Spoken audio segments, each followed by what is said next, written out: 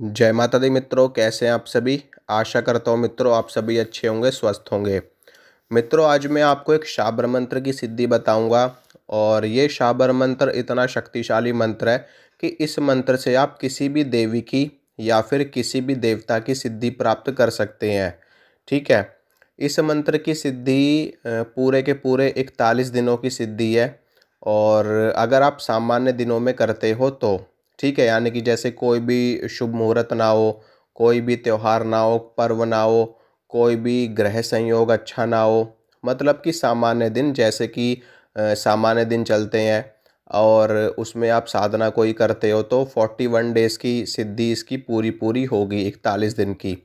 और अगर आप होली पे करोगे तो एक दिन की सिद्धि है, दीपावली पे करोगे तो एक दिन में आपको इस मंत्र की सिद्धि हो जाएगी। इसके अलावा नवरात्र में करोगे तो 9 दिनों में सिद्धि प्राप्त होगी। महाशिवरात्रि पे करोगे तो एक दिन में सिद्धि हो जाएगी। इसके अलावा आप इसकी 11 दिन की सिद्धि भी कर सकते हो, 21 दिन की सिद्धि भी कर सकते हो और 41 दिन की सिद्धि भी कर सकते हो। डिपेंड करता है आपके ऊपर। जितने ज़्यादा दिन की आप सिद्धि इसकी करोगे, जितने ज़्यादा जाप आप करोगे, उतनी ही ज़्यादा शक्ति इस मंत्र की बढ़ेगी और ये मंत्र उतना ही अच्छे से कार्य करेगा। ठीक है। अब इस मंत्र की सिद्धि के कुछ नियम मैं आपको बता देता हूँ। जैसे कि सामान्य नियम तो सभी साधनाओं में होते हैं, वो नियम तो है ही हैं। जैसे कि ब्रह्मचर्य का पालन, जब तक इस मंत्र की साधना चलेगी आपकी तब तक आपको ब्रह्मचर्य का पालन करना पड़ेगा। दूसरा, आपको सात्विक भोजन लेना होगा, यानी कि बगैर प्याज लहसुन का भोजन आपको करना है जब तक इस मंत्र की सिद्धि आप करोगे। तीसरा, आप ज़्यादा से ज़्यादा, मतलब कि बाहर के लोगों से अटैचमेंट आपका कम होना चाहिए।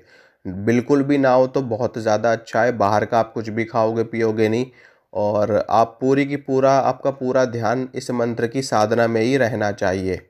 ठीक है। अब मैं आपको मंत्र की साधना बताता हूँ और इसमें मैं आपको ये भी बताऊँगा कि कैसे इसकी सिद्धि करनी है। आपको करना क्या है कि एक लकड़ी का बाजोट लेना है, एक लकड़ी की चौकी लेनी है आपको। उसके ऊपर आपको लाल रंग का या फिर पीले रंग का वस्त्र आपको बिछाना है। ठीक है। वस्त्र बिछाने के बाद में उसके ऊपर आपको जो चावल होते हैं, चावलों को आपको पीले रंग में या फिर लाल रंग में रंग लेना है। उसके बाद में उन चावलों से आपको स्वास्तिक या फिर ओम बनाना है। ठीक है। उसी चौकी के ऊपर, उसी वस्त्र के ऊपर स्वास्तिक या फिर ओम बनाने के बाद में आपको वहाँ पर आपको एक दीपक स्थापित करना है। वो दीपक कैसा होगा? अगर आप उस दीपक को अखंड स्थापित कर सको तो बहुत ही ज़्यादा अच्छा है, और नहीं तो फिर वहाँ पर आप अपने इष्ट देव की, अपने आराध्य की मूर्ति स्थापित करोगे, फोटो स्थापित करोगे। और नहीं तो फिर आप देवादिदेव महादेव की फोटो स्थापित करोगे, भगवान शिव शंकर की। ठीक है। जो कि जगत गुरु हैं, महागुरु हैं, तंत्र मंत्र यंत्र सबको प्रदान करने वाले हैं, सबको देने वाले हैं। तो भगवान शिव शंकर की फ़ोटो आप वहाँ पे स्थापित करोगे। नहीं तो आप अखंड दीपक वहाँ पे स्थापित करोगे। जितने दिन की आपकी साधना है, अगर आप एक दिन की साधना कर रहे हैं तो एक दिन के लिए आपको वहाँ पे दीपक पूरे दिन प्रज्वलित प्रज्वलित रहेगा, वो दीपक पूरे दिन पूरी रात। अगर आप 11 दिन की कर रहे हो तो 11 दिनों तक। ठीक है। नहीं तो भगवान शंकर की स्थापित करिए फ़ोटो और सुबह शाम का दीपक आपको वहाँ पे प्रज्वलित करना पड़ेगा। अब उसके बाद में भगवान शिव के समक्ष या जिनकी भी आपने फ़ोटो वहाँ स्थापित करी है, जिस भी देव की आप सिद्धि कर रहे हो, और उनके समक्ष आपको भोग प्रसाद, जल का पात्र रखना है, धूप अगरबत्ती जलानी है और घी का दीपक वहाँ पे जलाना है आपको।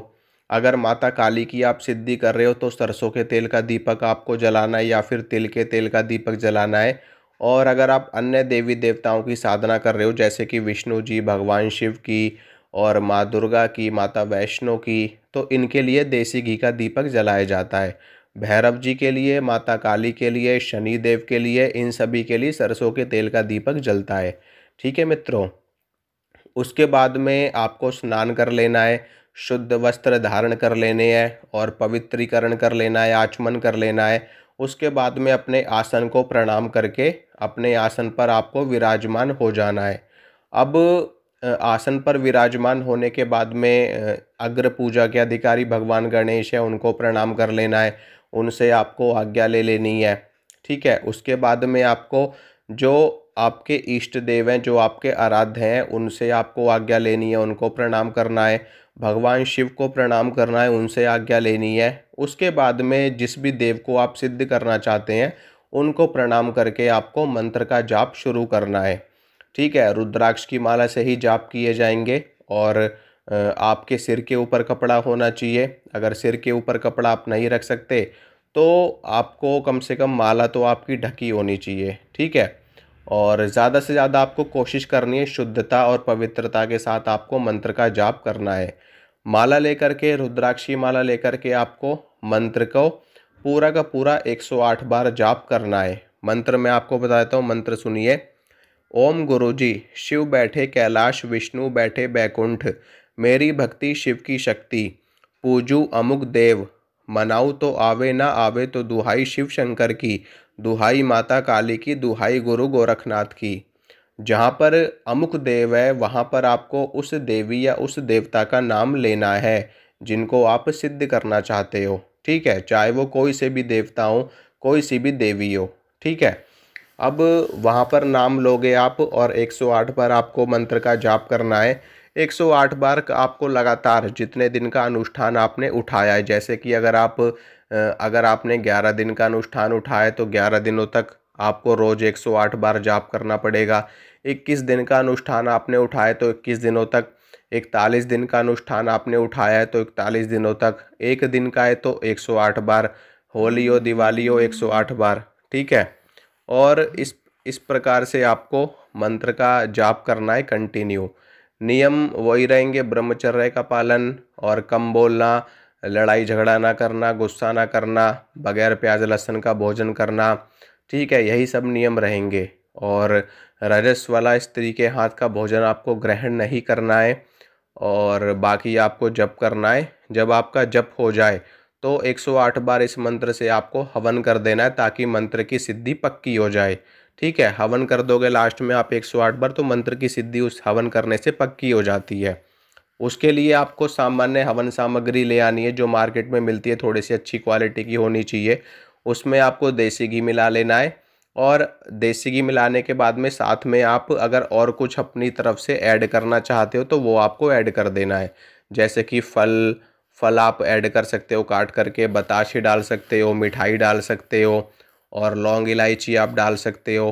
तो ये चीज़ें अपनी तरफ से ऐड करी जाती हैं और आप ऐड करने के बाद में फिर आपको हवन करना है, आपकी सिद्धि पूरी हो जाएगी। लास्ट में आपको जो सूखा गोला होता है, सूखा नारियल जिसको कहा जाता है, उसको काट करके उसमें हवन सामग्री भर के पूर्णाहुति के रूप में मंत्र को बोल करके वो आपको उसमें आपको डाल देना है हवन कुंड में। मंत्र को पढ़ करके स्वाहा बोल करके पूर्णाहुति के लिए उसमें डाल देना है और फिर देवी देवताओं से अपनी गलतियों के लिए आपको क्षमा याचना कर लेनी है। मंत्र का जाप आपको उन्हीं देवता को समर्पित कर देना है जिनकी आप सिद्धि कर रहे हो। ठीक है, ओम गुह्याति गुह्य गोप्त्री त्वम गृहाणास्मत्कृतं जपम सिद्धिर्भवतु मे देवी त्वत्प्रसादान महेश्वरी। ठीक है, देवी के लिए तो इस मंत्र का जाप किया जाता है और देव के लिए त्वत्प्रसादात महेश्वरः। ठीक है, महेश्वरी की जगह महेश्वरः का उच्चारण किया जाता है। इस प्रकार से आपको ये सिद्धि पूरी हो जाएगी। उसके बाद में जब देवता की सिद्धि हो जाए तो उसके बाद में जब आपको अपना कोई कार्य सिद्ध करवाना है तो मंत्र को आपको 11 बार पढ़ना है। 11 बार पढ़ने के बाद में उस देवता का, उस देवी का आवाहन आपको करना है। आवाहन करने के बाद में उनको अपना कार्य बताना है और जब आपका कार्य सिद्ध हो जाए तो आपको भोग प्रसाद उनको अर्पित करना है, उनको प्रसाद आपको चढ़ाना है। जो भी उनका दिन है, जैसे कि हनुमान जी हैं तो मंगलवार को, माता काली हैं तो शनिवार को, विष्णु जी हैं तो बृहस्पतिवार को, उनका जो भी वार है, जो भी दिन है, उनको आप प्रसाद चढ़ा देना जब आपका काम बन जाए। ठीक है मित्रों, इस प्रकार से इस मंत्र का प्रयोग भी आप कर सकते हो और सिद्धि भी मैंने आपको बता दी। ठीक है, जय माता रानी की।